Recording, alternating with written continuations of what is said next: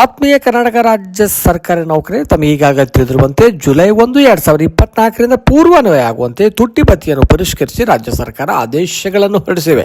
ಹೌದು, ನವೆಂಬರ್ 27ರಂದು ಒಂದು ಆದೇಶವನ್ನು ಹೊರಡಿಸುವ ಮೂಲಕ ಜುಲೈ 1, 2024ರಿಂದ ಪೂರ್ವಾನ್ವಯ ಆಗುವಂತೆ ಹಾಗೂ 1/8/2024 ಅಂದರೆ ಆಗಸ್ಟ್ 1ರಿಂದ ಪೂರ್ವಾನ್ವಯ ಆಗುವಂತೆ ಶೇಕಡ 2.25 ತುಟ್ಟಿ ಭತ್ಯೆಯ ಒಂದು ಆರ್ಥಿಕ ಸೌಲಭ್ಯಗಳನ್ನು ಪಡೆಯಬಹುದೆಂದು ಆದೇಶದಲ್ಲಿ ತಿಳಿಸಲಾಗಿತ್ತು.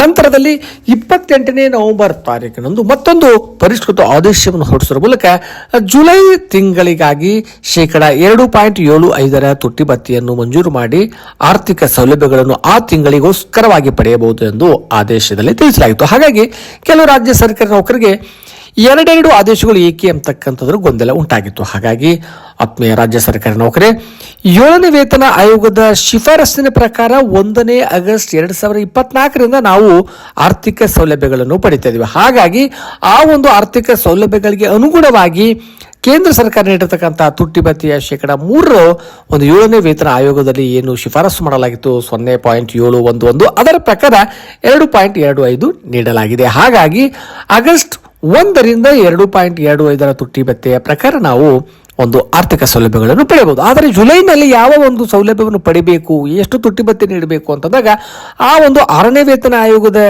ಶಿಫಾರಸಿನ ಪ್ರಕಾರ ಕೇಂದ್ರ ಸರ್ಕಾರ 1% ತುಟ್ಟಿ ಭತ್ಯೆ ನೀಡಿದೆ. ಆದರೆ ರಾಜ್ಯ ಸರ್ಕಾರ ಶೇಕಡ 0.9 ಅಂತಕ್ಕಂಥ ಒಂದು ಕ್ಯಾಲ್ಕುಲೇಷನ್ ಪ್ರಕಾರ ನೀಡಬೇಕಾಗಿತ್ತು. ಹಾಗಾಗಿ ಅದಕ್ಕೆ ಸಂಬಂಧಪಟ್ಟಂತೆ ವಿಶೇಷವಾಗಿರ್ತಕ್ಕಂಥ ಒಂದು ಪ್ರಸ್ತುತ ಪರಿಷ್ಕೃತ ಆದೇಶವನ್ನು ಹೊರಡಿಸಿ ಜುಲೈ ತಿಂಗಳ ವೇತನವನ್ನು ಶೇಕಡ 2.75 ಆರ್ಥಿಕ ಸೌಲಭ್ಯವನ್ನು ಪಡಿಬಹುದು ಅಂತಕ್ಕಂಥದ್ರ ಬಗ್ಗೆ ಮತ್ತೊಂದು ಆದೇಶ ಬಿಡಿಸಿದೆ. ಹಾಗಾಗಿ ರಾಜ್ಯ ಸರ್ಕಾರಿ ನೌಕರಿ ಜುಲೈನಲ್ಲಿ ತಾವುಗಳು 2.75 ಆರ್ಥಿಕ ಸೌಲಭ್ಯವನ್ನು ಪಡೆಯಬಹುದು.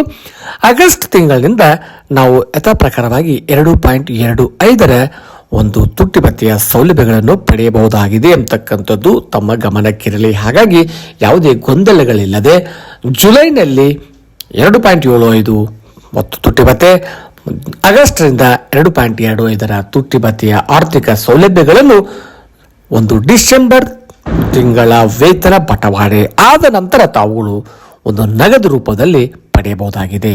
ಧನ್ಯವಾದಗಳು.